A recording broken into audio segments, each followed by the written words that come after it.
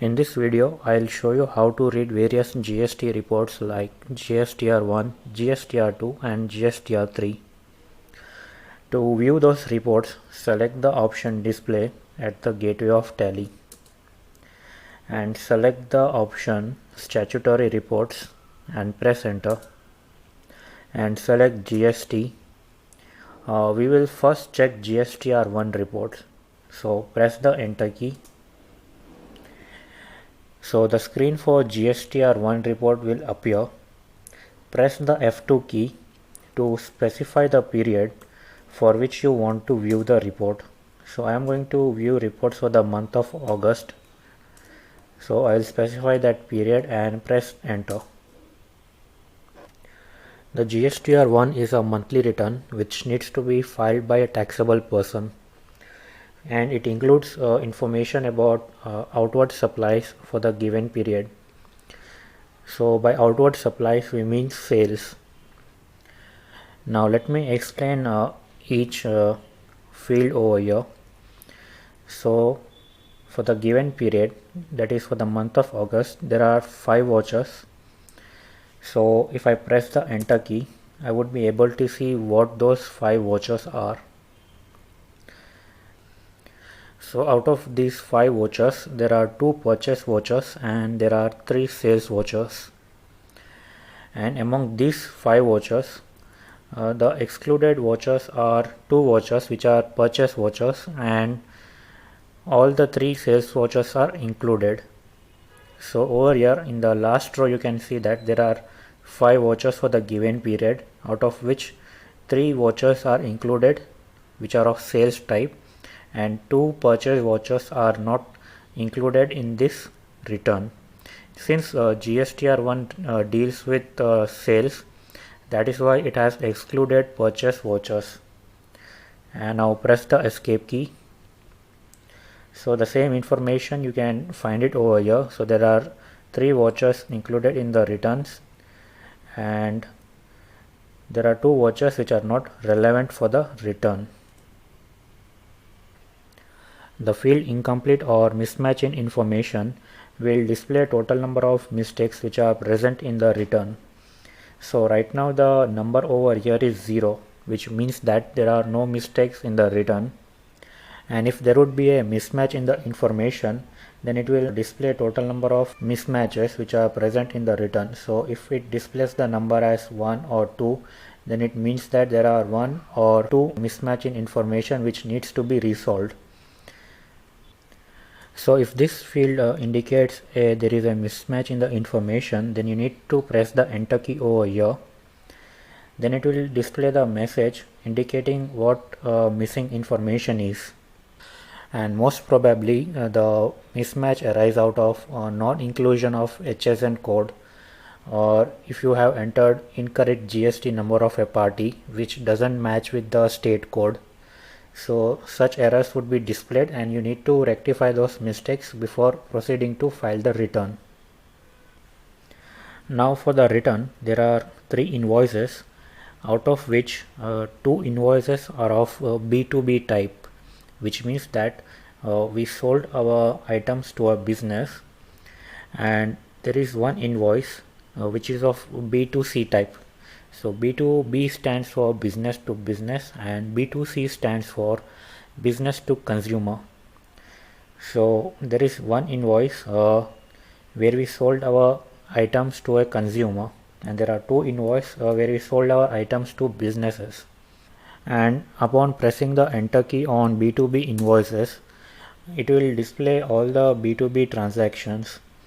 So over here you can see that we issued 2 invoices to the buyer Ultra Technologies, and the combined taxable value of both the invoices is 36,002 rupees, and CGST and SGST on this taxable value is also displayed over here.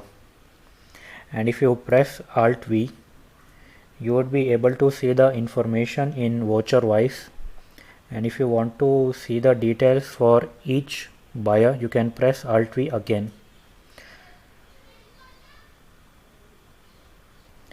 Now press the escape key And similarly you can check details about B2C transactions. So you can see there is a transaction whose taxable value is rupees 23,960 and the GST of 18% was calculated on this taxable value. Now press the escape key. So you can see that the total combined taxable value of three invoices is 59,962 rupees, and the amount of tax that you are liable to pay is rupees 10,793 rupees and 16 paise. So this is the output tax liability which you need to pay. And in order to upload this return on the portal, you need to export the return. So select the export option over here and click on it and specify the format in which you want to export the return. So on the GST portal we upload a JSON file, so I will select it over here and specify the location where the file would be saved over here, and this would be the default name of the file. And in this option you can specify whether the file that you export you want to open it or not. So I don't want to open it once it is created, and accept the screen. So this is how you export your GSTR1 report. Now let's check GSTR2 report. So press the escape key and select the GST report as GSTR2 and specify the period for which you want to view GSTR2 information. So I'm going to view information for the month of August. The GSTR2 report includes details about inward supplies, that is purchases for a given period. So again, for the month of August we know that there are 5 vouchers, out of which 2 vouchers are of purchase type which has been included in this return, and the remaining 3 invoices which are not relevant for the return are obviously of sales type. And both of my purchases are of B2B type, which means that I made purchases through registered dealers, and upon pressing the enter key over here I would be able to see the purchase information from each of the supplier. So upon looking at this report I can understand that I would be eligible to get input of rupees 2,700 from Right Technologies, and I am eligible to get input of rupees 9,000 from Super Technologies. And let me press the enter key. So total input tax credit which I would be eligible to get is rupees 11,700 rupees on taxable value of rupees 65,000. And as with the GSTR1 you can export this return as well. So click on the button export return over here, specify the format of your file, whether you want to save the file in Excel spreadsheet format or in JSON format, and save it to a location of your choice, and whether if you want to open the file after saving it or not you can specify it over here and export the return. So that was all about GSTR1 and GSTR2. Now let's check the report for GSTR3B. So press the escape key and select the GSTR3B report and specify the period of the return. Alright, so GSTR3B is a simple return for small taxpayers, so it doesn't require any invoice level information which needs to be furnished as with GSTR1 and GSTR2. So GSTR3B requires you to furnish details about total outward supplies which you have made and total tax amount which you are liable to pay, and apart from that you need to specify the input tax credit that you are eligible to receive.